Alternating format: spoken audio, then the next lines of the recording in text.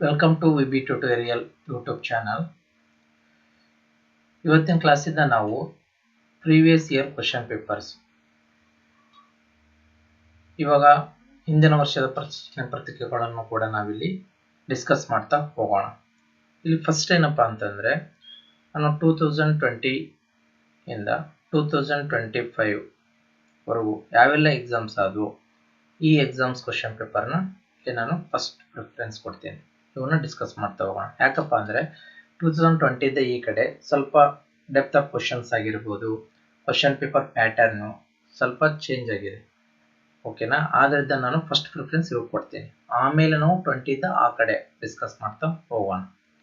ಇದು first point. ಆದರೆ second point ನಾನಿಲ್ಲಿ ಕನ್ನಡ ಆ್ಯಂಡ್ ಇಂಗ್ಲೀಷು ಎರಡೂ ವರ್ಷನಲ್ಲೂ ಕ್ವಶನ್ ಓದಿ ಆನ್ಸರ್ನ ಹೇಳ್ತಾ ಹೋಗ್ತೀನಿ.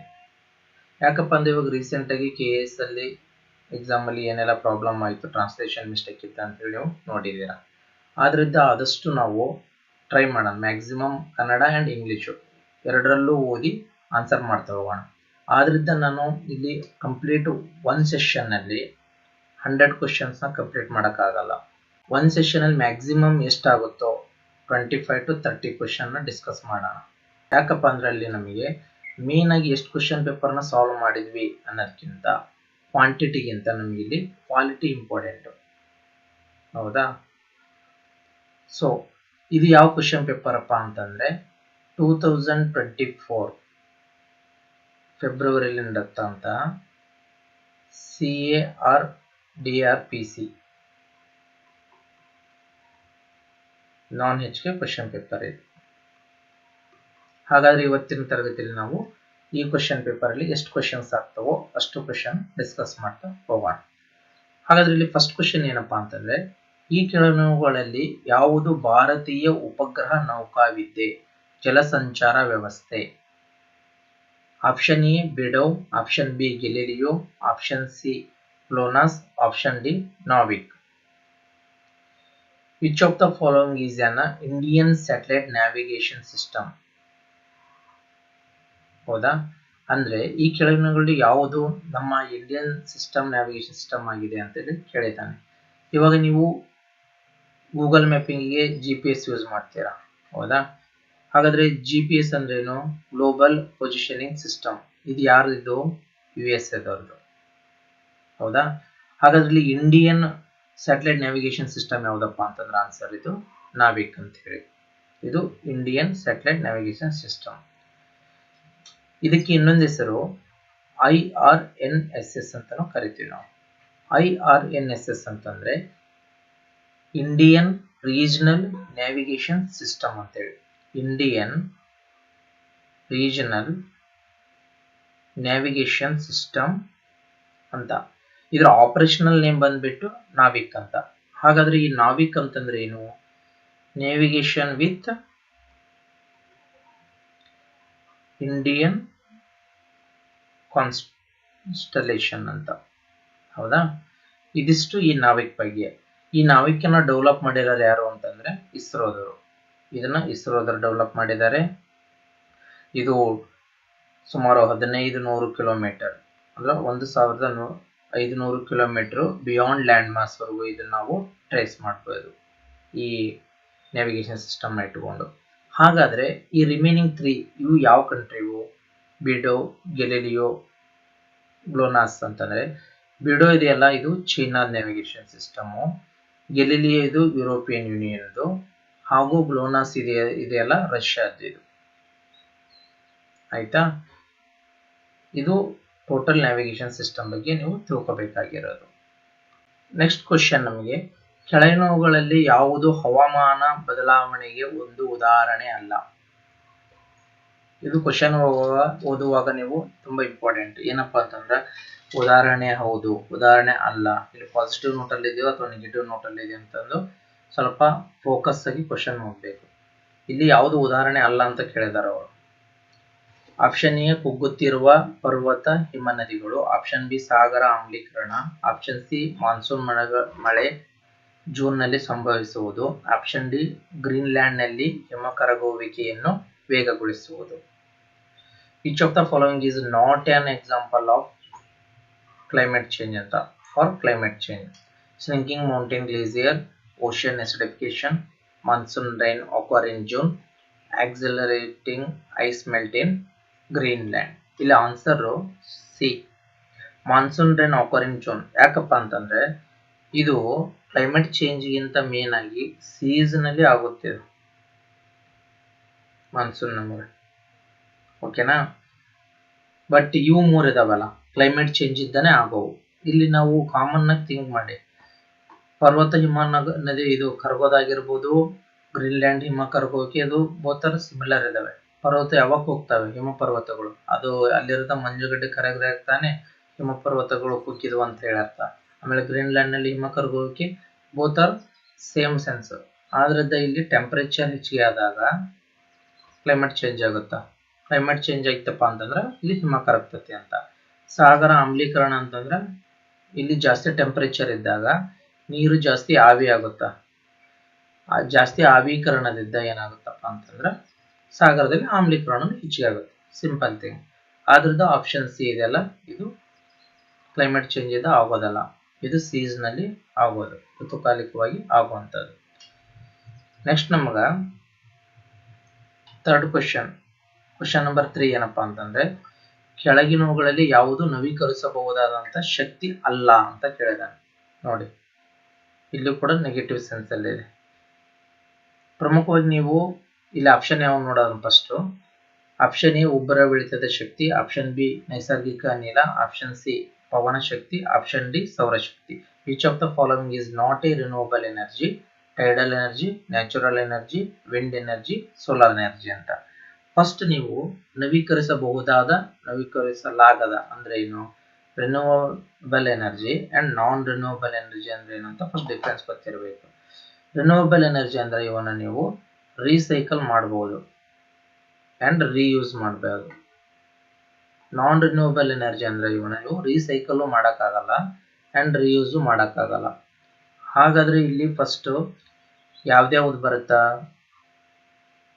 ನವೀಕರಿಸಬಹುದಾದ್ದು ಅಂತಂದ್ರೆ ಟೈಡಲ್ ಎನರ್ಜಿ ಉಬ್ಬರವಿಳಿತದ ಶಕ್ತಿ ಆಗಿರ್ಬೋದು, ಆಮೇಲೆ ಪವನ ಶಕ್ತಿ, ಆಮೇಲೆ ಸೌರಶಕ್ತಿ. ಇವು ರಿನ್ಯೂವಬಲ್, ಜಲಶಕ್ತಿ, ಪವನ ಶಕ್ತಿ, ಸೌರಶಕ್ತಿ. ನೈಸರ್ಗಿಕ ಅನಿಲ ನ್ಯಾಚುರಲ್ ಗ್ಯಾಸ್ ಇದೆಯಲ್ಲ, ಇದು ನಾನ್ ರಿನ್ಯೂವಬಲ್ ಎನರ್ಜಿ. ಇಲ್ಲಿ ನಾನ್ ರಿನ್ಯೂವಬಲ್ ಎನರ್ಜಿ ಮತ್ತೆಲ್ಲ ಯಾವ ಎಕ್ಸಾಂಪಲ್ಸ್ ಬರ್ತವೆ ಅಂತಂದ್ರೆ ಈಗ ನ್ಯೂಕ್ಲಿಯರ್ ಎನರ್ಜಿ ಆಗಿರ್ಬೋದು, ಪರಮಾಣು ಶಕ್ತಿ ಅಂಡ್ ಫಾಸಿಯಲ್ ಫ್ಯೂಯಲ್ಸ್ ಪಳೆಯುಳಿಕೆಗಳು ಅಂದ್ರೆ ಈಗ ಪೆಟ್ರೋಲ್ ಆಗಿರ್ಬೋದು, ಡೀಸೆಲ್, ಆಮೇಲೆ ಕಲ್ಲಿದ್ದಲು, ಇವೆಲ್ಲ ಇದೆಯಲ್ಲ ಫಾಸಿಯಲ್ ಫ್ಯೂಯಲ್ಸ್. ಇವು ಕೂಡ ನಾನ್ ರಿನ್ಯೂವಬಲ್ ಎನರ್ಜಿ ರಿಸೋರ್ಸಸ್, ಓಕೆನಾ. ಇಲ್ಲಿ ಕೇಳಿರೋದು ನಾಟ್ ಎ ರಿನ್ಯೂವಬಲ್ ಎನರ್ಜಿ ಅಂತಂದ್ರೆ ನ್ಯಾಚುರಲ್ ಗ್ಯಾಸ್. ಇದಿಷ್ಟು question number 3. Next question number 4. ವಸ್ತುವನ್ನು ಎಸೆಯುವಾಗ ಹೆಚ್ಚಿನ ದೂರವನ್ನು ಸಾಧಿಸಲು ಯಾವ ಕೋನದ ಮುಂದೆ ಚಾಚುವಿಕೆ ಸೂಕ್ತವಾಗಿದೆ? 90 degree option A, option B 60 degree, option 3 45 degree, option D 30 degree. What angle of projection is optimal for achieving A greatest distance when throwing on object ಅಂತಂದ್ರೆ ನೀವು ಒಂದು ವಸ್ತುವನ್ನ ಎಸೆದಾಗ ಅದು ತುಂಬಾ ಡಿಸ್ಟೆನ್ಸ್ ಹೋಗಿ ಬೀಳ್ಬೇಕಪ್ಪ ಅಂತಂದ್ರೆ ಯಾವ ಆಂಗಲ್ ಇದ್ದ ನೀವು ಎಸೆದಾಗ ಅದು ತುಂಬಾ ದೂರ ಹೋಗಿ ಬೀಳುತ್ತೆ ಅಂತ ಸಿಂಪಲ್. ಇಲ್ಲಿ ನೀವು 45 ಡಿಗ್ರಿ ಇದ್ದ ಎಸೆದಾಗ ಇದು ತುಂಬಾ ದೂರ ಹೋಗಿ ಬೀಳುತ್ತೆ ಕಂಪೇರ್ ಟು 90, 60 and 30. ಇಲ್ಲಿ ನಿಮಗೆ ಫಿಸಿಕ್ಸ್ ಅಪ್ಲೈ ಆಗುತ್ತಾ ಅಂದ್ರೆ ಆಂಗಲ್ ಪ್ಲಸ್ ಫೋರ್ಸ್ ಅಂತ ಎಸೆದಾಗ ಇಲ್ಲಿ 45 ಡಿಗ್ರಿ ಆಂಗಲ್ ಅಲ್ಲಿ ನೀವು ಒಂದು ಫೋರ್ಸ್ ಕೊಟ್ಟು ಎಸೆದ್ರೆ ಅದು ತುಂಬಾ ದೂರ ಹೋಗಿ ಬೀಳೋ ಸಾಧ್ಯತೆ ಇರುತ್ತೆ, ಓಕೆನಾ. ನೆಕ್ಸ್ಟ್ ಕ್ವೆಶ್ಚನ್, ಕೆಳಗಿನವುಗಳಲ್ಲಿ ಯಾವ ದೇಶ UNSC ಗೆ ಸದಸ್ಯವಲ್ಲ? Option A Bharat, option B Japan, option C France, option D China. Which among the following country is not a member of UNSC? ಇಲ್ಲಿ ನೋಡಿ ಪ್ರಮುಖವಾಗಿ ನೀವು ತಿಳ್ಕೋಬೇಕಾಗಿರೋದು UNSC ಅಂದ್ರೆ ಏನು. First united nation security council ಅಂತ. ಇದು ಯುನೈಟೆಡ್ ನೇಷನ್ ವಿಶ್ವಸಂಸ್ಥೆ ಏನಿದೆಯಲ್ಲ ಇದರ ಒಂದು ಅಂಗಸಂಸ್ಥೆ. ಹೌದಾ? ಇಲ್ಲಿ ನೀವು ಎಕ್ಸಾಮ್ ಅಂತ ಬಂದಾಗ ಕೆಲವೊಂದ್ಸಾರಿ ಶಾರ್ಟ್ ಫಾರ್ಮ್ ಕೇಳ್ತಾನೆ. ಈಗ ನೋಡಿ ಡೈರೆಕ್ಟ್ UNSC ಅಂತ ಕೊಟ್ಬಿಟ್ಟಿದ್ದಾರೆ. ನೀವು ಫಸ್ಟ್ UNSC ಅಂದ್ರೆ ಏನಂತ ಗೊತ್ತಿರಬೇಕು. ಕೆಲವೊಂದ್ಸರಿ ಏನ್ ಮಾಡ್ತಾರೆ, ಫುಲ್ ಫಾರ್ಮ್ ಕೊಟ್ಟು ಇದು ಶಾರ್ಟ್ ಫಾರ್ಮ್ ಏನಂತ ಕೇಳ್ತಾ ಇರ್ತಾರೆ. ಸೊ ನೀವು ಪ್ರಿಪೇರ್ ಆಗುವಾಗ ಇಲ್ಲಿ ಎರಡನ್ನೂ ತಿಳ್ಕೊಳ್ಳೋದು ತುಂಬಾ ಇಂಪಾರ್ಟೆಂಟ್. ಹಾಗಾದ್ರೆ ಈ ಯುನೈಟೆಡ್ ನೇಷನ್ ಇದ್ರ ಹೆಡ್ ಕ್ವಾರ್ಟರ್ಸ್ ಎಲ್ಲ ಐತಪ್ಪ, ನ್ಯೂಯಾರ್ಕ್ನಾಗ ಐತಿ. USA New York. ಇದ್ರ ಅಂಗಸಂಸ್ಥೆ ಆದಂತ UNSC. ಫಸ್ಟ್ ಈ UNSC ಒಳಗಡೆ ಎಷ್ಟು ಮೆಂಬರ್ ಕಂಟ್ರಿ ಬರ್ತವೆ? 15 ಮೆಂಬರ್ ಕಂಟ್ರಿ ಇರ್ತವೆ. ಇದರಲ್ಲಿ 5 ಪರ್ಮನೆಂಟ್ ಮೆಂಬರ್ಸ್ ಆದರೆ ಇನ್ನ 10 ನಾನ್ ಪರ್ಮನೆಂಟ್ ಮೆಂಬರ್ಸ್ ಅಂತ ಬರ್ತವೆ. 5 ಪರ್ಮನೆಂಟ್ ಯಾವ ಫಸ್ಟ್ ಅಂತಂದ್ರೆ Russia, China, USA, UK, France. ಇವು ಪರ್ಮನೆಂಟ್ ಮೆಂಬರ್ಸು. ನಾನ್ ಪರ್ಮನೆಂಟ್ ಮೆಂಬರ್ಸ್ನ ಎವ್ರಿ 2 ಇಯರ್ಸ್ ಒಂದ್ಸಾರಿ ಇಲ್ಲಿ ಆಯ್ಕೆ ಮಾಡ್ತಾರೆ, 2 ಇಯರ್ ಟರ್ಮ್ಸಿಗೆ. ಹೌದಾ? ಈ ಟೈಮಲ್ಲಿ ಈಗೇನು 2024 ಅಲ್ಲಿ ಎಕ್ಸಾಮ್ ಆಯಿತು. ಹೌದಾ? ಈ ಟೈಮಲ್ಲಿ ಹಾಗಾದರೆ ಈ ಪರ್ಮನೆಂಟ್ ಆಗಿರ್ಬೋದು ಅಥವಾ ನಾನ್ ಪರ್ಮನೆಂಟ್ ಆಗಿರ್ಬೋದು, ಈ 4 ಕಂಟ್ರಿಗಳಲ್ಲಿ ಯಾವುದು ಸದಸ್ಯ ರಾಷ್ಟ್ರವಾಗಿತ್ತು ಅಂತ ಹೇಳಿ ಇಲ್ಲಿ ಕ್ವಶನ್ ಕೇಳಿದ್ದಾರೆ. ಹಾಗಾದ್ರೆ ಇಲ್ಲಿ ನೀವು ಇವೆರಡು ಮಾತ್ರ ಪರ್ಮನೆಂಟ್ ಗೊತ್ತಾಯ್ತು. ಇವೆರಡರಲ್ಲಿ ಯಾವುದು ಸದಸ್ಯವಾಗಿರ್ಲಿಲ್ಲ ಆ ಟೈಮಲ್ಲಿ 2024 ಅಲ್ಲಿ ಅಂತಂದ್ರೆ ಭಾರತ. ಇದು ಆ ಟೈಮಲ್ಲಿ ಸದಸ್ಯ ರಾಷ್ಟ್ರ ಆಗಿರ್ಲಿಲ್ಲ. ಹಾಗಾದ್ರೆ ಇದು ಯುನೈಟೆಡ್ ನೇಷನ್ ಸೆಕ್ಯೂರಿಟಿ ಕೌನ್ಸಿಲ್ ಇದೆಯಲ್ಲ, ಇದ್ರ ಹೆಡ್ ಕ್ವಾರ್ಟರ್ಸ್ ಕೂಡ ನ್ಯೂಯಾರ್ಕ್ ಅಲ್ಲಿ ಇದೆ. ಆಮೇಲೆ ಇಲ್ಲಿ ಜನವರಿ 1, 2025-26 ಈ ಟರ್ಮ್ಗೆ ಇವಾಗ ನಾನ್ ಪರ್ಮನೆಂಟ್ ಮೆಂಬರ್ ಅಲ್ಲಿ ಆಯ್ಕೆ ಆಗಿರೋ ರಾಷ್ಟ್ರಗಳು ಯಾವಪ್ಪ ಅಂತಂದ್ರೆ ಡೆನ್ಮಾರ್ಕು, ಗ್ರೀಸು, ಪನಾಮಾ, ಪಾಕಿಸ್ತಾನ, ಆಮೇಲೆ ಸೊಮಾಲಿಯಾ. ಇವು 2 ಇಯರ್ ಟರ್ಮ್ಗೆ 2025 ಜನವರಿ 1ರಿಂದ ಇವು ಟರ್ಮ್ಸ್ ಸ್ಟಾರ್ಟ್ ಆಗಿದ್ದಾವೆ. ಓಕೆನಾ? ಇವುಗಳನ್ನ ನೀವು ಈ ತರ ಚೇಂಜ್ ಆಗ್ತಾ ಇರ್ತವೆ, ನೀವು ಇದನ್ನ ಅಪ್ಡೇಟ್ ಮಾಡ್ತಾ ಇರಬೇಕು ಕರೆಂಟ್ ಅಫೇರ್ಸ್ ಅಲ್ಲಿ. ನೆಕ್ಸ್ಟ್ ಕ್ವೆಶ್ಚನ್, ಕೇಂದ್ರ ಸರ್ಕಾರದಿಂದ ರಚಿಸಲ್ಪಟ್ಟ ABHA ಡ್ಯಾಶ್ಗೆ ಸಂಬಂಧಿಸಿದೆ. ಆಪ್ಷನ್ ಎ ಆರೋಗ್ಯ, ಆಪ್ಷನ್ ಬಿ ವಾಯುಯಾನ, ಆಪ್ಷನ್ ಸಿ ಸಾರ್ವಜನಿಕ ವಿತರಣೆ, ಆಪ್ಷನ್ ಡಿ ಉನ್ನತ ಶಿಕ್ಷಣ. ABHA introduced by Union Government is related to, ಇದು ಯಾವ ಸೆಕ್ಟರ್ಗೆ ರಿಲೇಟ್ ಆಗಿರುತ್ತೆ? ಇದಕ್ಕೆ ಆನ್ಸರು ಆರೋಗ್ಯ. ಫಸ್ಟ್ ಇಲ್ಲಿ ನೀವು ABHA ಅಂದ್ರೆ ಏನು ಅಂತ ನೋಡ್ಬೇಕು. ABHA ಅಂತಂದ್ರೆ ಆಯುಷ್ಮಾನ್ ಭಾರತ್ ಹೆಲ್ತ್ ಅಕೌಂಟ್ ಅಂತ. ಏನು? ಆಯುಷ್ಮಾನ್ ಭಾರತ್ ಹೆಲ್ತ್ ಅಕೌಂಟ್ ಅಂತ ಕರೀತಾರೆ. ಹೌದಾ?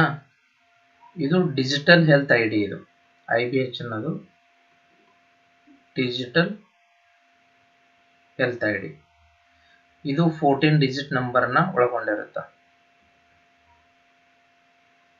ನೆಕ್ಸ್ಟ್ ಇದು IBH ಅನ್ನೋದು ಒಂದು ಆ್ಯಪ್ ಕೂಡ ಇದೆ. ಇಲ್ಲಿ ಎಕ್ಸಾಮ್ ಅಲ್ಲಿ ಕ್ವಶನ್ ಕೇಳ್ತಾನೆ, ಇದು IBH ಅನ್ನೋದು ಫುಲ್ ಫಾರ್ಮ್ ಏನಂತ ಕೇಳ್ಬೋದು ನೆಕ್ಸ್ಟ್ ಎಕ್ಸಾಮ್ ಅಲ್ಲಿ, ಅಥವಾ ಇಲ್ಲಿ ಎಷ್ಟು ಡಿಜಿಟ್ ID ನಂಬರ್ ಇರುತ್ತೆ ಅಂತ ಕೇಳ್ತಾರೆ. ಸೊ ಆದ್ರದ್ದು ನೀವು ಇಷ್ಟೆಲ್ಲ ಕವರ್ ಮಾಡಬೇಕು. ನೆಕ್ಸ್ಟ್ ಕ್ವಶನ್ ನಮಗೆ 7th ಕ್ವಶನ್, ಆಧುನಿಕ ಆವರ್ತ ಕೋಷ್ಟಕವು ಡ್ಯಾಶ್ ಅನ್ನು ಹೊಂದಿದೆ. ಮಾಡರ್ನ್ ಪೀರಿಯಡ್ ಟೇಬಲ್ ಹ್ಯಾಸ್ ಅಂತ ಕೇಳಿದ. ಇಲ್ಲಿ ನಾನು ಡೈರೆಕ್ಟ್ ಆನ್ಸರ್ ಹೇಳ್ತಾ ಇದ್ದೀನಿ. ಇದಕ್ಕೆ ಡೈರೆಕ್ಟ್ ಆನ್ಸರ್ ಬಂದು ಅವಧಿಗಳು ಎಂಬ ಕರೆಯಲ್ಪಡುವ 7 ಅಡ್ಡ ಸಾಲುಗಳು ಮತ್ತು ಗುಂಪುಗಳು ಎಂದು ಕರೆಯಲ್ಪಡುವ 18 ಕಂಬ ಸಾಲುಗಳು ಅಂತ. 7 horizontal rows known as a period and 18 vertical columns known as a group ಅಂತ. ನೋಡಿ, ಸ್ವಲ್ಪ science and technology related questions ಆಗಿರ್ಬೋದು, ಎಕಾನಮಿಕ್ ಕ್ವಶನ್ಸು, ಇವನ್ನ ನೀವು ಸ್ವಲ್ಪ ಇಂಗ್ಲಿಷಲ್ಲಿ ಓದೋದು ತುಂಬ ಒಳ್ಳೆಯದು. ಸ್ವಲ್ಪ ಟೆಕ್ನಿಕಲ್ ವರ್ಡ್ನ ನೀಟಾಗಿ ಕನ್ನಡದಲ್ಲಿ ಅಕ್ಯುರೇಟ್ ಆಗಿ ಟ್ರಾನ್ಸ್ಲೇಟ್ ಮಾಡೋಕ್ಕಾಗಲ್ಲ. ಅದರಿಂದ ನೀವು ಕ್ವಶನ್ ಕನ್ಫ್ಯೂಸ್ ಆಗೋ ಸಾಧ್ಯತೆನೂ ಇರುತ್ತೆ. ಒಂದನೇ ಪಾಯಿಂಟು.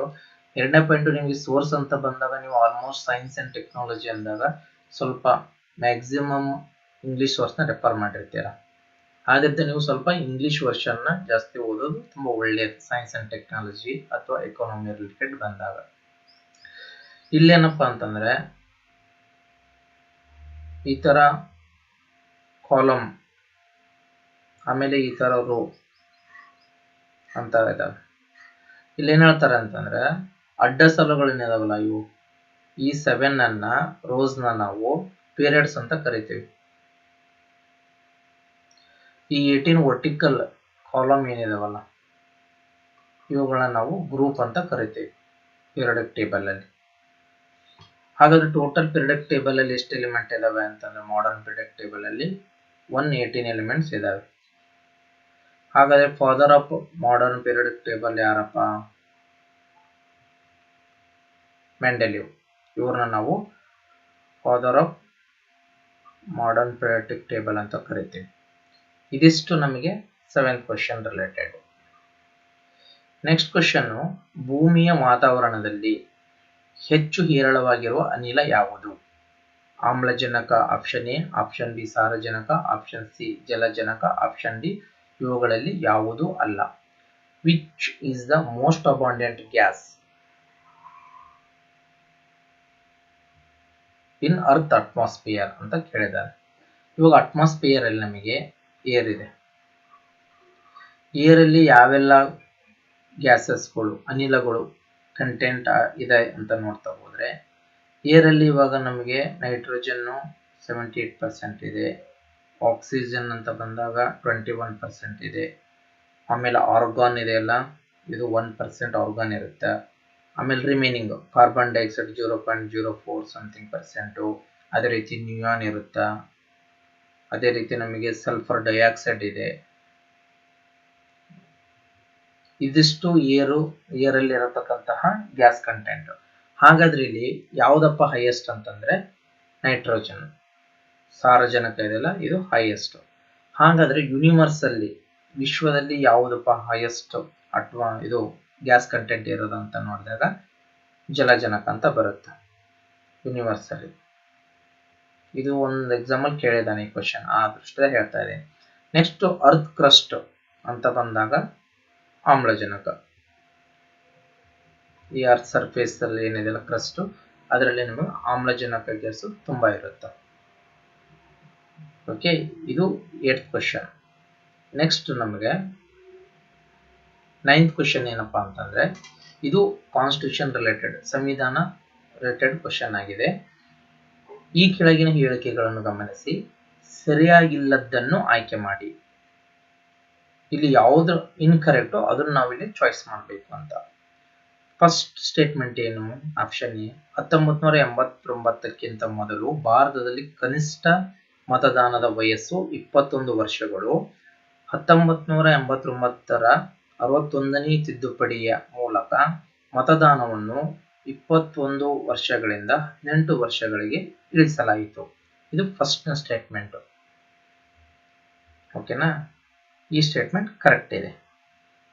ಸೆಕೆಂಡ್ ಸ್ಟೇಟ್ಮೆಂಟು, 1976ರಲ್ಲಿ 42ನೇ ತಿದ್ದುಪಡಿ ಮೂಲಕ ಸಂವಿಧಾನದ ಪೀಠಿಕೆಗೆ ಸಮಾಜವಾದಿ ಹಾಗೂ ಜಾತ್ಯತೀತ ಪದಗಳನ್ನು ಅಳವಡಿಸಲಾಯಿತು. ಪ್ಲಸ್ ಏಕತೆ, ಇಂಟಿಗ್ರಿಟಿ ಅಂತ ಒಂದು ಬರುತ್ತೆ, ಇದನ್ನು ಈ 3 ಪದಗಳನ್ನು ಸೇರಿಸಲಾಯಿತು. ಈ ಸ್ಟೇಟ್ಮೆಂಟ್ ಕೂಡ ಕರೆಕ್ಟ್ ಇದೆ. ನೆಕ್ಸ್ಟ್ ಸ್ಟೇಟ್ಮೆಂಟು, ಮೂಲಭೂತ ಕರ್ತವ್ಯಗಳನ್ನು 1976ರಲ್ಲಿ 42ನೇ ತಿದ್ದುಪಡಿ ಮೂಲಕ ನಮ್ಮ ಸಂವಿಧಾನದಲ್ಲಿ ಅಳವಡಿಸಲಾಗಿದೆ. ಮೂಲಭೂತ ಕರ್ತವ್ಯಗಳನ್ನು ಲೇಖನ 51A ಆರ್ಟಿಕಲ್ 51A ಅಳವಡಿಕೆಯಲ್ಲಿ ಸೇರಿಸಲಾಗಿದೆ ಅಂತ ಹೇಳಿದ್ದಾರೆ. ಇದು ಕೂಡ ಕರೆಕ್ಟ್ ಇದೆ. ಅಂದ್ರೆ ಕ್ವಶನ್ ಏನ್ ಕೇಳಿದ್ದಾರೆ ಇಲ್ಲಿ ಅಂತಂದ್ರೆ ನೋಡಿ, ಇವುಗಳಲ್ಲಿ ಯಾವುದು ಸರಿಯಾಗಿಲ್ಲದ್ದು ಇನ್ಕರೆಕ್ಟ್ ಅಂತ ಕೇಳಿದ್ದಾರೆ. ಬಟ್ ಇಲ್ಲಿ ಎಲ್ಲವೂ ಕರೆಕ್ಟ್ ಇದೆ. ಅಂದ್ರೆ ನನ್ ಆಫ್ ದೀಸ್ ಇನ್ಕರೆಕ್ಟ್ ಅಂತ, ಎಲ್ಲ ಕರೆಕ್ಟ್ ಇದಾವೆ ಅಂತ. ಸೊ ಇಲ್ಲಿ ಇನ್ನೂ ಒಂದು ಪ್ರಮುಖವಾಗಿ ಏನ್ ತಿಳ್ಕೊಬೇಕಪ್ಪ ಹಾಗಾದ್ರೆ, ಇಲ್ಲಿ ನೋಡಿ ಇವು ಎಲ್ಲ ಕಾನ್ಸ್ಟಿಟ್ಯೂಷನ್ ಅಮೆಂಡ್ಮೆಂಟ್ ಬಗ್ಗೆ ಕೊಟ್ಟಿದ್ದಾನೆ. 42nd ಕಾನ್ಸ್ಟಿಟ್ಯೂಷನ್ ಅಮೆಂಡ್ಮೆಂಟ್ ಅಲ್ಲಿ ಏನಾಯ್ತು, ಹಾಗೂ 61 ಕಾನ್ಸ್ಟಿಟ್ಯೂಷನ್ ಅಮೆಂಡ್ಮೆಂಟ್ ಅಲ್ಲಿ ಏನಾಯ್ತು ಅಂತ ಕೊಟ್ಟಿದ್ದಾರೆ. ಹಾಗಾದ್ರೆ ನೀವು ಇಲ್ಲಿ ಆರ್ಟಿಕಲ್ 368 ಇದು ಸಂವಿಧಾನ ತಿದ್ದುಪಡಿಗೆ ಸಂಬಂಧಿಸಿದಂತಹ ಆರ್ಟಿಕಲ್ ಆಗಿರುತ್ತೆ. ಇಲ್ಲಿ ನೀವು ಪ್ರಮುಖವಾಗಿ 42nd ಕಾನ್ಸ್ಟಿಟ್ಯೂಷನ್ ಅಮೆಂಡ್ಮೆಂಟ್ ಆಕ್ಟ್ ಅಂದ್ರೆ ಮಿನಿ ಸಂವಿಧಾನ ಅಂತ ಏನ್ ಕರಿತೇವಲ್ಲ, ಮಿನಿ ಕಾನ್ಸ್ಟಿಟ್ಯೂಷನ್ ಇದು, ಆಮೇಲೆ 44 ಕಾನ್ಸ್ಟಿಟ್ಯೂಷನ್ ಅಮೆಂಡ್ಮೆಂಟ್ ಆಕ್ಟ್, ಆಮೇಲೆ 73, 74 ಹೀಗೆ ಇಂಪಾರ್ಟೆಂಟ್ ಕಾನ್ಸ್ಟಿಟ್ಯೂಷನ್ ಅಮೆಂಡ್ಮೆಂಟ್ ಗಳನ್ನ ತಿಳ್ಕೋಬೇಕು. ಅದ್ರ ಜೊತೆಗೆ ಈಗ ರೀಸೆಂಟ್ ಆಗಿ ಏನೆಲ್ಲ ಕಾನ್ಸ್ಟಿಟ್ಯೂಷನ್ ಅಮೆಂಡ್ಮೆಂಟ್ಗಳು ಆದವು ರೀಸೆಂಟ್ಲಿ, ಈಗ ಎಕ್ಸಾಂಪಲ್ 101 ಇದು GST ಸಂಬಂಧಿಸಿರೋದು.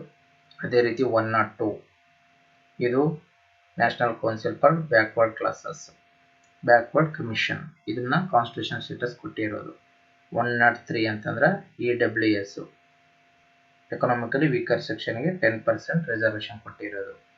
104 ಅಂತ ಬಂದಾಗ ಡಿಸ್ಕಂಟಿನ್ಯೂಟಿ ಆಫ್ ಆಂಗ್ಲೋ ಇಂಡಿಯನ್ಸ್ಗೆ ರಿಸರ್ವೇಶನ್ ಕೊಟ್ಟಿರೋದನ್ನ ಲೋಕಸಭೆ ಮತ್ತು ಸ್ಟೇಟ್ ಲೆಜಿಸ್ಲೇಟಿವ್ ಅಸೆಂಬ್ಲಿಲಿ ವಾಪಸ್ ತಗೊಂಡಿರೋದು. ಮತ್ತೆ SC and STಗೆ 10 more year ರಿಸರ್ವೇಶನ್ ಕಂಟಿನ್ಯೂ ಮಾಡಿರೋದು ಲೋಕಸಭಾ ಮತ್ತು ಸ್ಟೇಟ್ ಲೆಜಿಸ್ಲೇಟಿವ್ ಅಸೆಂಬ್ಲಿಗಳಲ್ಲಿ. ಆಮೇಲೆ 105 ಅಂತ ಬಂದಾಗ ಸ್ಟೇಟ್ ಗೌರ್ಮೆಂಟ್ಗಳಿಗೆ ಸೋಷಿಯಲಿ ಮತ್ತು ಎಕನಾಮಿಕಲಿ ಬ್ಯಾಕ್ವರ್ಡ್ ಕ್ಲಾಸ್ ಇರೋದನ್ನ ಐಡೆಂಟಿಫೈ ಮಾಡುವಂತಹ ರಿಸರ್ವೇಶನ್ಗೆ ಐಡೆಂಟಿಫೈ ಮಾಡೋ ಪವರ್ನ ಕೊಟ್ಟಿರೋದು ಸ್ಟೇಟ್ಗಳಿಗೆ. ನೆಕ್ಸ್ಟ್ 106 ಅಂತ ಬಂದಾಗ ನಾರಿ ವಂದನ್ ಕಾಯ್ದೆ ಅಂತ ಬಂತಲ್ಲ, 1/3 of reservation for women's in Lok Sabha plus state legislative assembly. ಈ ತರ ನೀವು ಇವೆಲ್ಲ ರೀಸೆಂಟ್ ಅಮೆಂಡ್ಮೆಂಟ್ ಆಗಿರೋವು, ಇವುಗಳನ್ನು ಕೂಡ ನೀವು ಕರೆಂಟ್ ಅಫೇರ್ಸ್ ಸ್ಟಡಿ ಮಾಡುವಾಗ ತಿಳ್ಕೊಳ್ತಾ ಹೋಗ್ಬೇಕಾಗುತ್ತೆ. ಹಾಗಾದ್ರೆ ನೆಕ್ಸ್ಟ್ ಕ್ವಶನ್ ಏನಪ್ಪಾ, 10th ಕ್ವಶನ್, ತರಕಾರಿ ಪದಾರ್ಥಗಳನ್ನು ಮಿಶ್ರ ಗೊಬ್ಬರವಾಗಿ ವಿಭಜಿಸುವುದು ಡ್ಯಾಶ್ಗೆ ಉದಾಹರಣೆಯಾಗಿದೆ. ಆಪ್ಷನ್ ಎ ಉಷ್ಣಕ್ಷೇಪಕ ಪ್ರಕ್ರಿಯೆ, ಆಪ್ಷನ್ ಬಿ ಉಷ್ಣಗ್ರಾಹಕ ಪ್ರಕ್ರಿಯೆ, ಆಪ್ಷನ್ ಸಿ ಸ್ಥಾನಪಲ್ಲಟ ಪ್ರಕ್ರಿಯೆ, ಆಪ್ಷನ್ ಡಿ ಇವುಗಳಲ್ಲಿ ಯಾವುದೂ ಅಲ್ಲ. The decomposition of vegetables matter into compost is an example of exothermic reaction ಅಂತ. ಎಕ್ಸೋಥರ್ಮಿಕ್ ರಿಯಾಕ್ಷನ್ ಅಂದ್ರೆ ಏನಪ್ಪಾ ಅಂತಂದ್ರೆ ಹಾಟರ್ ದೆನ್ ಸರೌಂಡಿಂಗ್. ಇಲ್ಲಿ ಇದು ಬಾಡಿ ಇರುತ್ತಪ್ಪ ಅಂದ್ರೆ ಇದು ಸರೌಂಡಿಂಗ್ ಗಿಂತ ತುಂಬಾ ಹಾಟ್ ಇರುತ್ತೆ. ಹೀಟು ಇಲ್ಲಿ ಒಳಗಡೆಯಿಂದ ಹೊರಗಡೆ ಎಕ್ಸಿಬಿಟ್ ಆಗ್ತಾ ಇರುತ್ತೆ. ನೆಕ್ಸ್ಟ್ ಎಂಡೋಥರ್ಮಿಕ್ ಅಂದ್ರೆ ಇದು ಹೊರಗಡೆಗಿಂತ ಒಳಗಡೆ ಕೋಲ್ಡ್ ಆಗಿರುತ್ತೆ. ಹೌದಾ, ಎಕ್ಸ್ಟರ್ನಲ್ ಹೊರಗಡೆಯಿಂದ ಒಳಗಡೆ ಹೀಟ್ ಬರ್ತಾ ಇರುತ್ತೆ, ಇದು ಎಂಡೋಥರ್ಮಿಕ್. ಇಲ್ಲಿ ಇದು ತರಕಾರಿ ಪದಾರ್ಥಗಳ ಮಿಶ್ರ ಗೊಬ್ಬರವನ್ನು ನಾವು ಏನಂತ ಕರಿತೇವೆ ಹಾಗಾದ್ರೆ ಅಂತಂದ್ರೆ ಎಕ್ಸೋಥರ್ಮಿಕ್ ಅಂತ ಹೇಳಿ ಕರಿತೇವೆ. ನೆಕ್ಸ್ಟ್ ಕ್ವೆಶ್ಚನ್, ಈ ಕೆಳಗಿನಗಳಲ್ಲಿ ಯಾವುದು UNEP ಪೂರ್ಣ ರೂಪ ಅಂತ ಕೇಳಿದ್ದಾರೆ. Option A united nation education programme, option B united nation eradication programme, option C united nation environment programme, option D united nation employment programme ಅಂತ. ಇಲ್ಲಿ ಸರಿಯಾದ ಉತ್ತರ ಬಂದು option C united nation environment programme, ವಿಶ್ವಸಂಸ್ಥೆಯ ಪರಿಸರ ಕಾರ್ಯಕ್ರಮ ಅಂತೇಳಿ. ಇದು ಎನ್ವೈರನ್ಮೆಂಟ್ ರಿಲೇಟೆಡ್ ಆಗಿರುವಂತಹ ಅಂತಾರಾಷ್ಟ್ರೀಯ ಒಂದು ಸಂಸ್ಥೆ. ಹೌದಾ, ಈ ತರ ನೀವು ಫುಲ್ ಫಾರ್ಮ್ ಮತ್ತು ಶಾರ್ಟ್ ಫಾರ್ಮ್ಗಳನ್ನ ನೆನ್ಪಿಟ್ಕೋಬೇಕಾಗುತ್ತೆ. ಕ್ವಶನ್ ನಂಬರ್ 12 ಏನಪ್ಪಾ, IR20 ಜಯ ರತ್ನ ಡ್ಯಾಶ್ನ ವಿಧಗಳು. ಅಕ್ಕಿ, ಗೋಧಿ, ಮಿಲೆಟ್, ರಾಗಿ, ನವಣೆ ಮೊದಲಾದ ಧಾನ್ಯಗಳು. ಆಪ್ಷನ್ ಡಿ ಅಡಿಕೆ. IR20 Jaya and Ratna are ಇದು ವೆರೈಟೀಸ್ ಆಫ್, ಇದು ಯಾವ ವೆರೈಟಿ ಅಂತಂದ್ರೆ ಅಕ್ಕಿ. ಇವು ನಿಮಗೆ ಕರೆಂಟ್ ಅಫೇರ್ಸ್ ಅಲ್ಲಿ ಬರ್ತವೆ. ಇವಾಗ ಏನಾದರೂ ಹೊಸದಾಗಿ ಡಿಸ್ಕವರ್ ಮಾಡತಕ್ಕಂಥ ಕ್ರಾಪ್ನ ವೆರೈಟೀಸು ಇವುಗಳನ್ನ ನೀವು ನೋಟ್ ಮಾಡಿ ಇಟ್ಕೋಬೇಕು. ಓಕೆನಾ. ನೆಕ್ಸ್ಟ್ ಕ್ವಶನ್ ನಿಮಗೆ ಸಾಮಾನ್ಯವಾಗಿ 13ನೇ ಕ್ವಶನ್, ಸಾಮಾನ್ಯವಾಗಿ ಯಾವ ಉದಾತ್ತ ಅನಿಲವನ್ನು ಬಲೂನ್ಗಳಲ್ಲಿ ಲಿಫ್ಟಿಂಗ್ ಅನಿಲವಾಗಿ ಬಳಸಲಾಗುತ್ತದೆ ಅಂತ. Option A helium, option B argon, option C krypton, option D radon. Which of the Nobel gases is commonly used as A lifting gas in balloon ಅಂತ ಕೇಳಿದ್ದಾರೆ.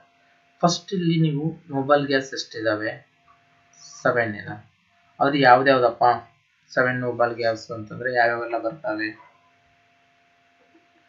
ಫಸ್ಟ್ ಒನ್ ನಿಮಗೆ ಹೀಲಿಯಂ ಬರುತ್ತಾ? ಹೌದಾ?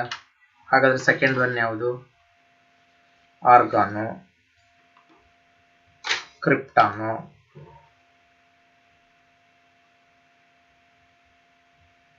ನಾಲ್ಕನೇದು ನಿಯಾನು, ಐದನೇದು ಕ್ಸಾನಾನು, ಆರನೇದು ರೆಡಾನು, ಏಳನೇದು ಓಗ್ಯಾನೆಸಿಸ್. ಇಲ್ಲಿ ಬಲೂನ್ಗಳಲ್ಲಿ ಯಾವ ಅನಿಲ ತುಂಬಲಾಗುತ್ತದಪ್ಪ ಸಿಂಪಲ್ ಆಗಿ ಅಂತಂದ್ರೆ ಹೀಲಿಯಂ. ಹಾಗಾದ್ರೆ ಆರ್ಗನ್ ಎಲ್ಲಿ ಬಳಸ್ತಾರೆ? ಇವು ಬಲ್ಬ್ಗಳಲ್ಲಿ, ಟ್ಯೂಬ್ಲೈಟ್ ಅಂತಾರಲ್ಲ ಬಲ್ಬ್ಸ್, ಇವುಗಳಲ್ಲಿ. ಕ್ರಿಪ್ಟಾನ್ ಎಲ್ಲಿ ಬಳಸ್ತಾರಪ್ಪ ಅಂತಂದ್ರೆ ಲೇಸರ್ಗಳಲ್ಲಿ ಅಥವಾ ಹೆಡ್ ಲ್ಯಾಂಪ್ಸ್ ಅಲ್ಲಿ ಬಳಸ್ತಾರೆ. ರೆಡಾನ್ ಅನ್ನ ಕ್ಯಾನ್ಸರ್ ಥೆರಪಿ, ಇಲ್ಲಿ ರೆಡಾನ್ ಬಳಸ್ತಾರೆ. ಈ ತರ ನೀವು ಜಸ್ಟ್ ಕ್ವಶನ್ ಆನ್ಸರ್ ಮಾಡೋದಲ್ಲ, ನೋಬಲ್ ಗ್ಯಾಸ್ ಅಂದ್ರೆ ಯಾವುವು, ಅದರಲ್ಲಿ ಎಷ್ಟು ಟೈಪ್ ಬರ್ತವೆ, ಮತ್ತು ರಿಮೈನಿಂಗ್ ಏನಿದಾವಲ್ಲ ಇವುಗಳ ಯೂಸ್ ಏನು, ಈ ತರ ತಿಳ್ಕೊಳ್ತಾ ಹೋಗ್ಬೇಕು. ನೆಕ್ಸ್ಟ್ ಡೈರೆಕ್ಟ್ ಕ್ವಶನ್ ಏನಿದೆ, ಕ್ಯಾಸೋವರಿಗಳು 14ನೇ ಕ್ವಶನ್. ಕ್ಯಾಸೋವರಿಗಳು, ಡೋಡೋ ಮತ್ತು ರಿಯಾ ಇವು ಡ್ಯಾಶ್ನ ಉದಾಹರಣೆಗಳಾಗಿವೆ ಅಂತ ಹೇಳಿದ್ದಾರೆ. ಆಪ್ಷನ್ ಎ ಅಳಿವಿನಂಚಿನಲ್ಲಿರುವ ಸಸ್ತನಿಗಳು, ಆಪ್ಷನ್ ಬಿ ಕಠಿಣ ಚರ್ಮಿಗಳು, ಆಪ್ಷನ್ ಸಿ ಹಾರಲಾಗದ ಪಕ್ಷಿಗಳು, ಆಪ್ಷನ್ ಡಿ ವೇಗವಾಗಿ ಚಲಿಸುವ ಸರೀಸೃಪಗಳು. ಇಲ್ಲಿ ಆನ್ಸರ್ ಬಂದು ಫ್ಲೈಟ್ಲೆಸ್ ಬರ್ಡ್ಸ್, ಹಾರಲಾಗದ ಪಕ್ಷಿಗಳು. ಹೌದಾ? ಇದು ಡೈರೆಕ್ಟ್ ಕ್ವಶನ್. ಇಲ್ಲಿ ನಿಮಗೆ ಕೇಳ್ತಾನೆ ದೊಡ್ಡ ಪಕ್ಷಿ ಯಾವುದು, ಸಣ್ಣ ಪಕ್ಷಿ ಯಾವುದು, ಮೊಟ್ಟೆ ಇಡುವ ಪಕ್ಷಿ ಪ್ರಾಣಿ, ಮೊಟ್ಟೆ ಇಡದ ಪಕ್ಷಿ ಯಾವುದು, ಈ ತರ ಎಲ್ಲ ಬರ್ತವೆ. ಅವಕ್ಕೆಲ್ಲ ನೀವು ಆನ್ಸರ್ನ ನೋಡ್ತಾ ಹೋಗ್ಬೇಕು. ಅಂದ್ರೆ ಮೊಟ್ಟೆ ಇಡುವ ಸಸ್ತನಿ ಅಂತ ಕೇಳ್ತಾ ಇರ್ತಾರೆ ಕೆಲವೊಂದ್ಸಾರಿ. ನೆಕ್ಸ್ಟ್ 15ನೇ ಕ್ವಶನ್ ಏನಪ್ಪಾ, ಇದು ಎಕಾನಮಿ ರಿಲೇಟೆಡ್ ಕ್ವಶನ್ ಆಗಿರುತ್ತೆ. ಹೌದಾ? ಒಟ್ಟು ರಾಷ್ಟ್ರೀಯ ಉತ್ಪನ್ನವು ಡ್ಯಾಶ್ಗೆ ಸಂಬಂಧಿಸಿದ ಶಬ್ದವಾಗಿದೆ.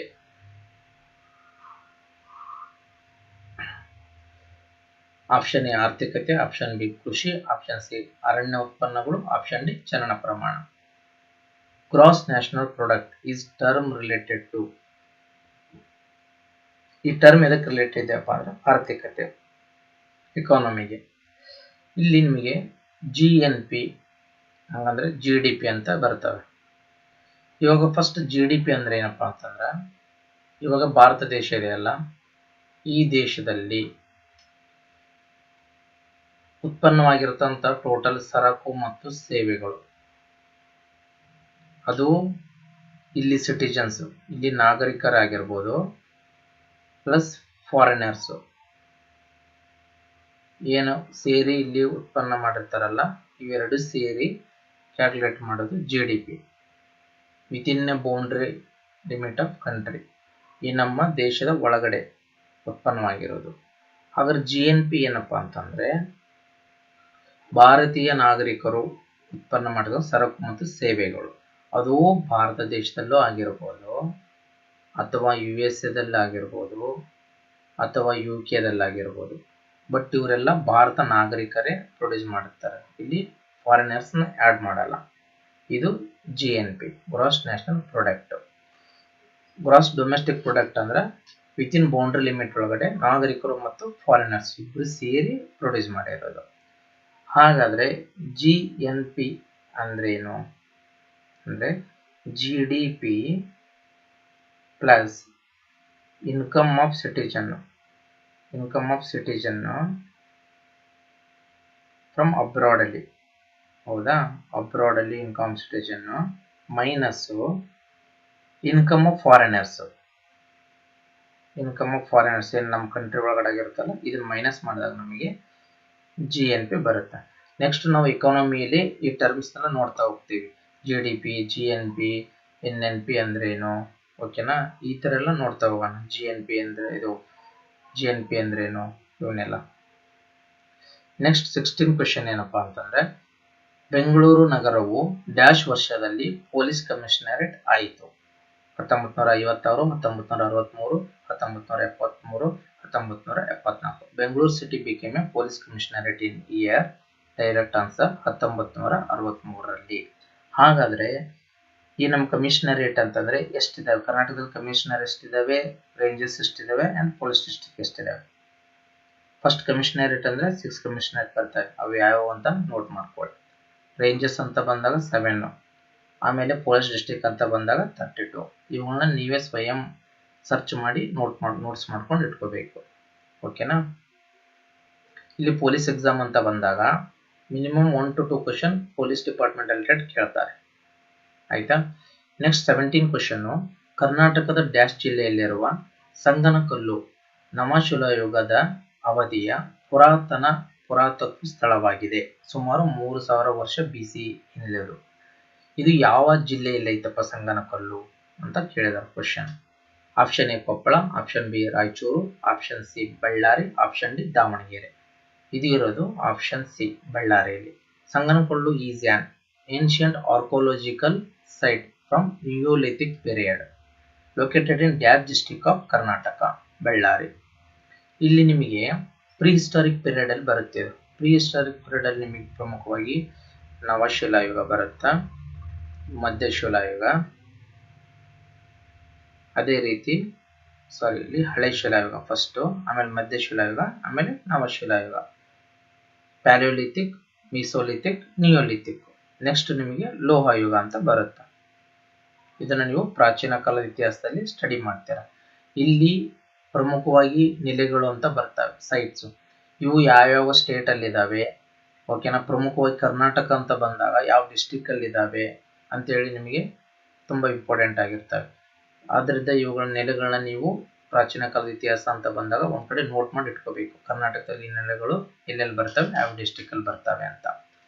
ಇವಾಗ 18th question polity related question ಆಯ್ತಾ? ಅದು ಹಿಸ್ಟರಿ ರಿಲೇಟೆಡ್ ಮೇಲ್ಗಡೆದು, ಇದು ಪೊಲಿಟಿ ರಿಲೇಟೆಡ್ ಕ್ವಶನ್. ಸಮಕಾಲೀನ ಪಟ್ಟಿಯಲ್ಲಿ ಉಲ್ಲೇಖಿಸಲಾದ ವಿಷಯಕ್ಕೆ ಸಂಬಂಧಿಸಿದ ಕಾನೂನುಗಳನ್ನು ಯಾರು ಮಾಡಬಹುದು ಅಂತ ಕೇಳಿದ್ದಾರೆ.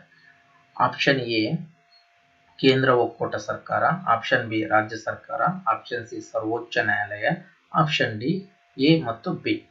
ಹೂ make law related to subject mention in the concurrent list ಅಂತ ಕೇಳಿದ್ದಾರೆ. ಇಲ್ಲಿ ನೀವು ಫಸ್ಟ್ ತಿಳ್ಕೊಬೇಕಪ್ಪ ಅಂತಂದ್ರೆ ಫಸ್ಟ್ 12 ಶೆಡ್ಯೂಲ್ ಬರ್ತವೆ ನಮ್ಮ ಸಂವಿಧಾನದಲ್ಲಿ. ಅದರಲ್ಲಿ 7th ಶೆಡ್ಯೂಲ್ ಅಂತ ಬರುತ್ತೆ.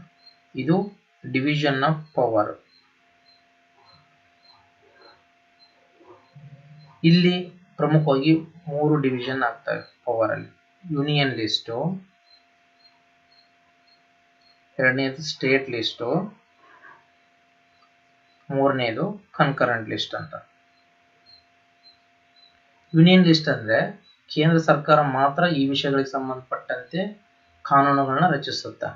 ಸ್ಟೇಟ್ ಲಿಸ್ಟ್ ಅಂತಂದ್ರೆ ಇಲ್ಲಿ ರಾಜ್ಯ ಸರ್ಕಾರಗಳು ಮಾತ್ರ ಈ ವಿಷಯಗಳು, ಕೆಲವೊಂದು ವಿಷಯಗಳು ಬರ್ತವೆ. ಇಲ್ಲಿ ಮತ್ತೆ ಪ್ರಮುಖವಾಗಿ 97 ಸಬ್ಜೆಕ್ಟ್ಸ್ ಬರ್ತವೆ ವಿಷಯಗಳು. ಆಮೇಲೆ ಇಲ್ಲಿ ಬಂದಾಗ ಇಲ್ಲಿ ಅರೌಂಡ್ 67 ಸಮಥಿಂಗ್ ಇಷ್ಟು ವಿಷಯಗಳು ಬರ್ತವೆ.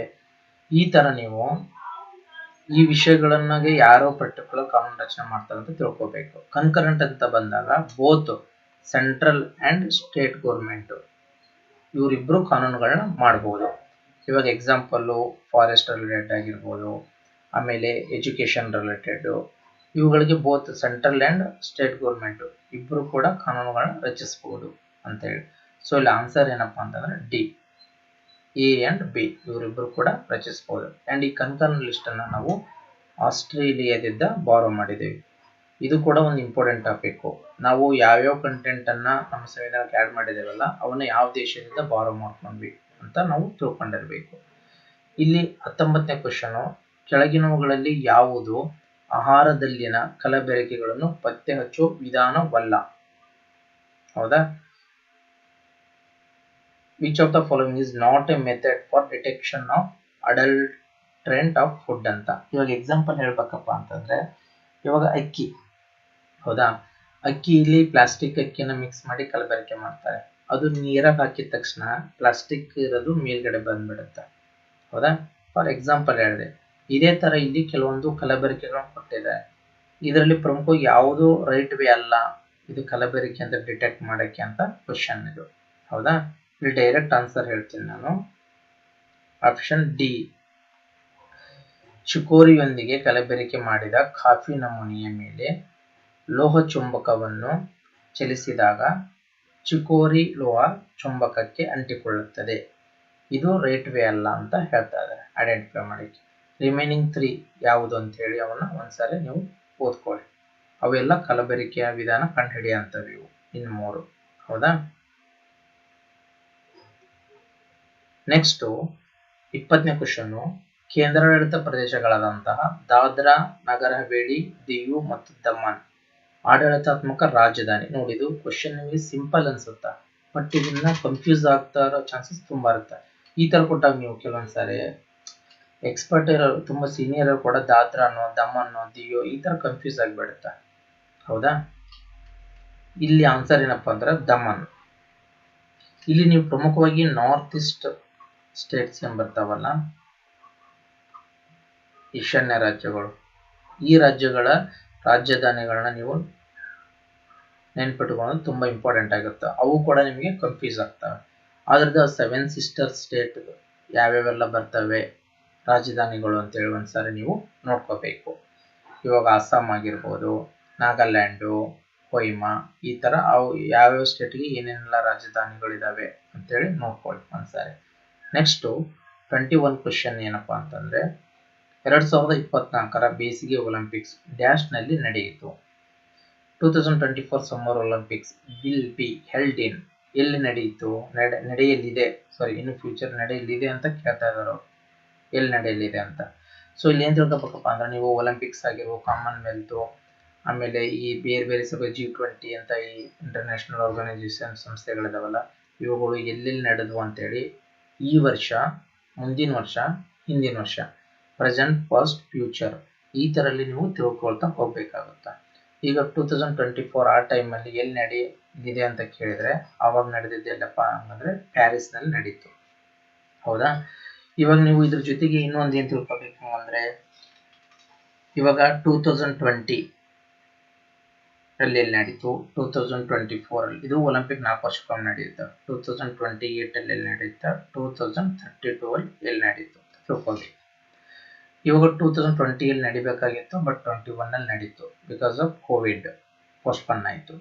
2021 ಅಲ್ಲಿ ಟೋಕಿಯೋದಲ್ಲಿ ನಡೀತು, ಜಪಾನ್ ನಲ್ಲಿ, ಇದು 2021 ಅಲ್ಲಿ. ಆಮೇಲೆ ಇವಾಗ 2024 ಅಲ್ಲಿ ಎಲ್ಲಿ ನಡೀತು, ಫ್ರಾನ್ಸ್ ಅಲ್ಲಿ ನಡೀತು.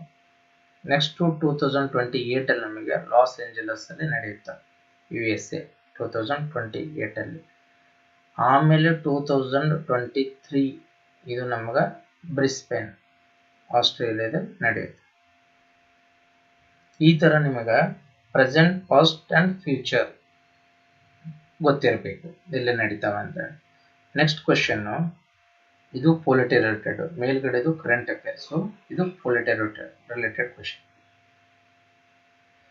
ಭಾರತೀಯ ಸಂವಿಧಾನಕ್ಕೆ ಸಂಬಂಧಿಸಿದಂತೆ ಸರಿಯಾದದ್ದನ್ನು ಆಯ್ಕೆ ಮಾಡಿ ಅಂತ ಇಲ್ಲಿ ಕ್ವಶನ್ ಇದೆ. ಇಲ್ಲಿ ಪಾರ್ಟ್ಸ್ ಬಗ್ಗೆ ಕೇಳಿದ್ದಾರೆ. ಹೌದಾ, ಯಾವೆಲ್ಲ ಪಾರ್ಟ್ಸ್ ಅಲ್ಲಿ ನಿಮಗೆ ಬರ್ತವೆ. ಟೋಟಲ್ ನಿಮಗೆ ಇಂಡಿಯನ್ ಕಾನ್ಸ್ಟಿಟ್ಯೂಷನ್ ಅಂತ ಬಂದಾಗ ಟೋಟಲ್ 25 ಪಾರ್ಟ್ಸ್ ಬರ್ತವೆ. ಹೌದಾ, ಇಲ್ಲಿ ಆಪ್ಷನ್ ಏನಿದೆ, ವಿಭಾಗ 5 ರಾಜ್ಯಗಳು ಅಂತ, ಆಮೇಲೆ ವಿಭಾಗ 6 ಕೇಂದ್ರಾಡಳಿತ ಪ್ರದೇಶಗಳು ಅಂತ, ಆಮೇಲೆ ವಿಭಾಗ 7 ನ್ಯಾಯಾಂಗ ಅಂತ ಕೊಟ್ಟಿದ್ದಾನೆ. ಹೌದಾ, ಆಮೇಲೆ ವಿಭಾಗ 9 ಪಂಚಾಯತ್ ರಾಜ್ ಅಂತ ಕೇಳಿದ್ದಾರೆ. ಇಲ್ಲಿ ನಿಮಗೆ ಪ್ರಮುಖವಾಗಿ ಪಾರ್ಟ್ಸ್ ಅಂತ ಬಂದಾಗ 25 ಪಾರ್ಟ್ಸ್ ಬರ್ತಾವಲ್ಲ, ಯಾವ ಪಾರ್ಟ್ಸ್ಗೆ ಹಂಗಂದ್ರೆ ಏನೇನು ರಿಲೇಟೆಡ್ ಆಗಿರೋದೆ ಅನ್ನೋದು ನಿಮಗೆ ಪ್ರಮುಖವಾಗಿ ಗೊತ್ತಿರುತ್ತೆ. ಈಗ ಗೊತ್ತು ಮಾಡ್ಕೋಬೇಕು ಅಂಡ್ ಲಿಸ್ಟ್ ಮಾಡ್ಕೊಳ್ಳಿ ಇವುಗಳನ್ನೆಲ್ಲ. ಇವಾಗ ಇಲ್ಲಿ ನೋಡಿ 5 ಅಂತಂದ್ರೆ ಇದು ರಾಂಗ್, ಇದು ಇಲ್ಲಿ ಸರಿಯಾದನ್ನ ಆಯ್ಕೆ ಮಾಡಕ್ಕೆ. 5 ಅಂತಂದ್ರೆ ಇದು ಬರೋದು ಯೂನಿಯನ್ಗೆ, ಒಕ್ಕೂಟಕ್ಕೆ ಸಂಬಂಧಿಸಿರೋದು. ಆಮೇಲೆ ನಿಮಗೆ ಅದೇ ರೀತಿ 6 ಅಂತ ಬಂದಾಗ ಇದು ಸ್ಟೇಟ್ ರಿಲೇಟೆಡ್ ಬರುತ್ತೆ, ಸ್ಟೇಟ್ಸ್ ಸಂಬಂಧಿಸಿರೋದು 6 ಆಗಿರುತ್ತೆ. ಆಯ್ತಾ, ಅದೇ ರೀತಿ ನಿಮಗೆ 9 ಅಂತ ಬಂದಾಗ ಇವು ಪಂಚಾಯತ್ ರಾಜ್ ರಿಲೇಟೆಡ್ ಆಗಿರುತ್ತೆ 9. ಆಮೇಲೆ 10 ಯಾವುದಕ್ಕೆ, 11 ಯಾವುದಕ್ಕೆ, ಈ ತರ ನೀವು ಇವನ್ನ ನೋಟ್ ಮಾಡಿ ಇಟ್ಕೋಬೇಕು. ಶೆಡ್ಯೂಲ್ಸ್ ಅಂಡ್ ಪಾರ್ಟ್ಸ್ಗಳನ್ನ ನೀವು ನೋಟ್ ಮಾಡಿ ಇಟ್ಕೊಳ್ಳೋದು ತುಂಬಾ ಇಂಪಾರ್ಟೆಂಟ್ ಆಗಿರುತ್ತೆ. Next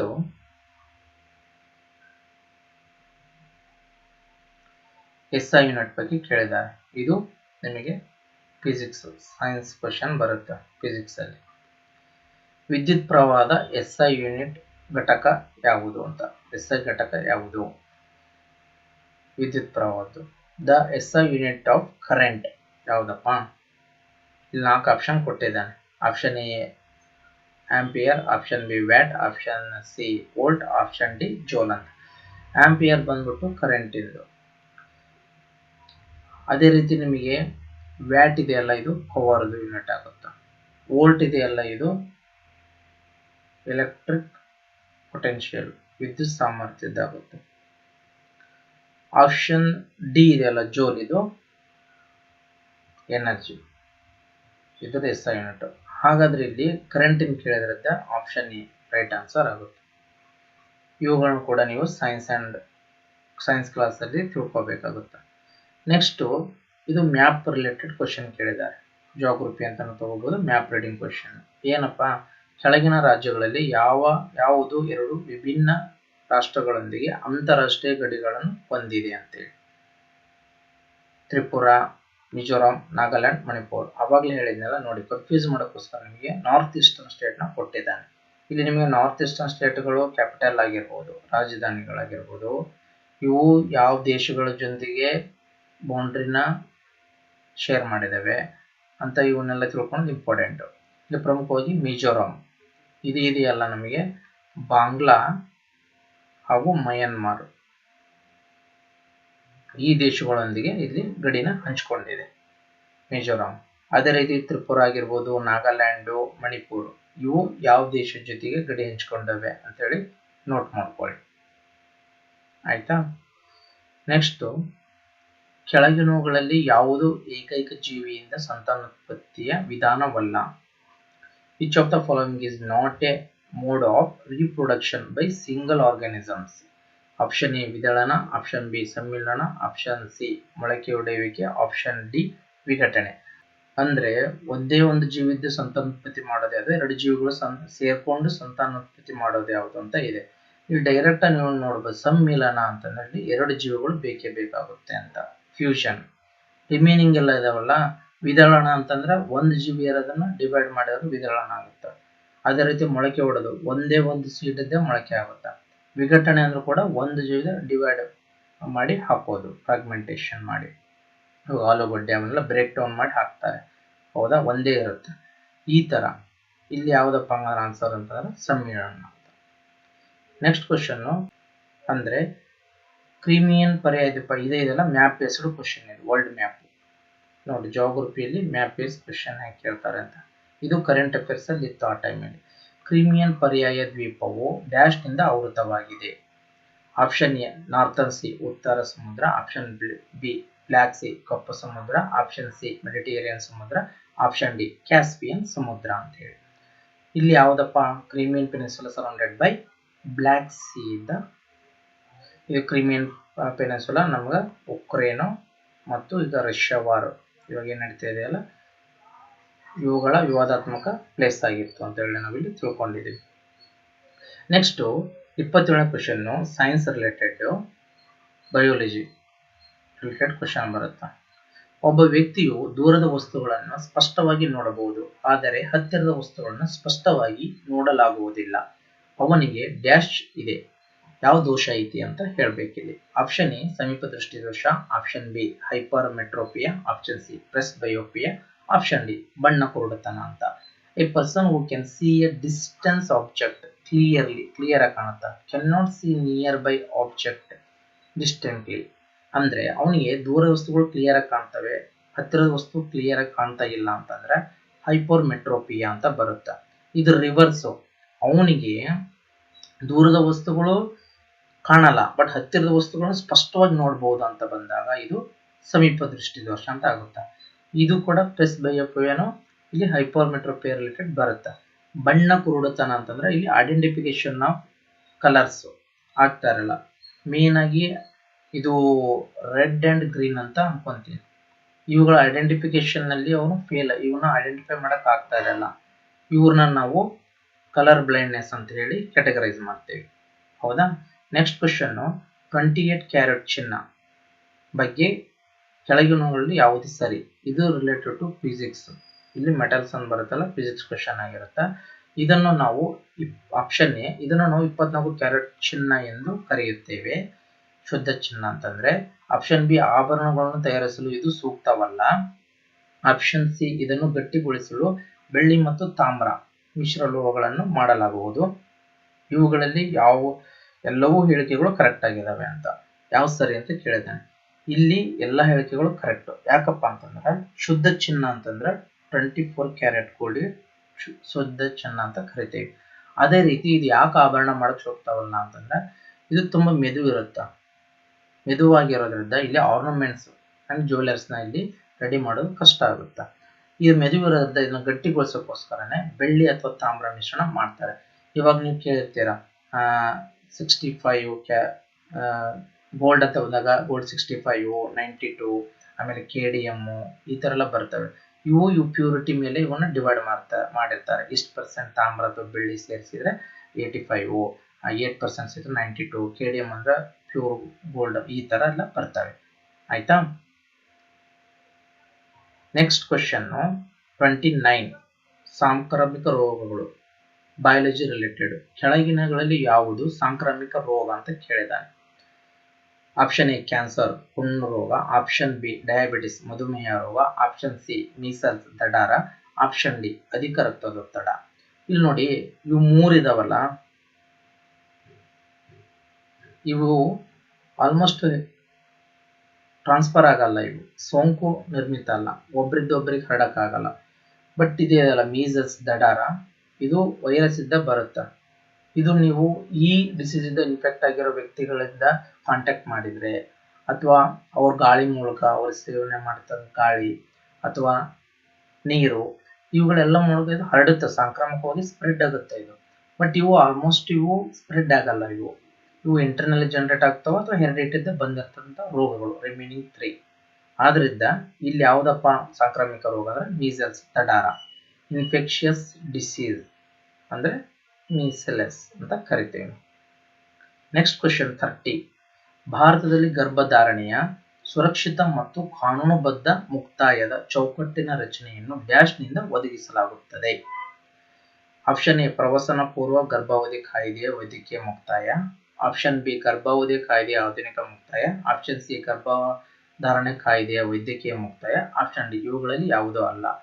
in India, framework for safe and legal termination of pregnancy. ಇವು ಅಬೋರ್ಷನ್ ಮಾಡಿಸ್ಕೋಬೇಕಪ್ಪ ಅಂತಂದ್ರೆ ಯಾವ ಆಕ್ಟ್ ಅಲ್ಲಿ ಕೊಟ್ಟಿದ್ದಾರೆ, ಏನೇನೆಲ್ಲ ಕ್ರೈಟೇರಿಯಾಗಳು ಇರಬೇಕು, ಏನೆಲ್ಲ ಪ್ರಾವಿಷನ್ಸ್ ನ ಫುಲ್ಫಿಲ್ ಮಾಡಬೇಕು, ಈಗ ಒಂದು ಅಬೋರ್ಷನ್ ಅಂತ ಮಾಡಿಸ್ಕೋಬೇಕು ಅಂತಂದ್ರೆ ಅನ್ನೋದನ್ನ ನಮಗೆ ಮೆಡಿಕಲ್ ಟರ್ಮಿನೇಷನ್ ಆಫ್ ಪ್ರೆಗ್ನೆನ್ಸಿ ಅಂತ ಒಂದು ಆಕ್ಟ್ ಮಾಡಿದ್ರು, ಅದರಲ್ಲಿ ಕೊಟ್ಟಿದ್ದಾರೆ. ಈಗ ನೋಡಿ, ಇನ್ನೊಂದು ಯಾವುದೇ ಆಕ್ಟ್ಸ್ ಆಗಲಿ, ಹೌದಾ, ಯಾವುದೇ ಸ್ಕೀಮ್ಸು, ಯಾವುದೇ ಕಾನೂನುಗಳು ಹೊಸದಾಗಿ ಬಂದಾಗ ನೀವು ಸ್ಪರ್ಧಾತ್ಮಕ ಪರೀಕ್ಷೆ ದೃಷ್ಟಿಯಿಂದ 2 ರಿಂದ 3 ವರ್ಷದಲ್ಲಿ ಯಾವೆಲ್ಲ ಹೊಸ ಕಾನೂನು ಯೋಜನೆ ಬಂದು ಅಂತ ಹೇಳಿ ನೀವು ತಿಳ್ಕೊಂಡಿರೋದು ತುಂಬಾ ಇಂಪಾರ್ಟೆಂಟ್ ಆಗಿರುತ್ತೆ. ಹೌದಾ? ಇದಿಷ್ಟು ಇದು ಕರೆಂಟ್ ಅಫೇರ್ಸ್ ಬರುತ್ತೆ. ಇದಿಷ್ಟು 30 ಕ್ವಶನ್ ನಾವು ಈ ಕ್ಲಾಸ್ ಅಲ್ಲಿ ನೋಡಿದ್ವಿ. ರಿಮೈನಿಂಗ್ 70 ಕ್ವಶನ್ ನಾವು ನೆಕ್ಸ್ಟ್ ಸೆಷನ್ ಅಲ್ಲಿ ನೋಡೋಣ. ನಾವಿಲ್ಲಿ ಸ್ವಲ್ಪ English and Kannada version refer ಮಾಡೋದ್ರಿಂದ, ಸ್ವಲ್ಪ ನಿಧಾನವಾಗಿ ಅರ್ಥ ಮಾಡ್ಕೊಂಡು ಅನಾಲಿಸಿಸ್ ಮಾಡೋದ್ರಿಂದ ಲೇಟ್ ಆಗುತ್ತೆ. ನೆಕ್ಸ್ಟ್ ಫ್ಯೂಚರ್ ಅಲ್ಲಿ ಈ ನಂಬರ್ ಆಫ್ ಕ್ವಶನ್ಸ್ ನ ಇನ್ಕ್ರೀಸ್ ಮಾಡ್ತಾ ಹೋಗೋಣ. ಇವತ್ತು ನಾವು ಈ 30 ಕ್ವಶನ್ ತಿಳ್ಕೊಳ್ಳೋಣ.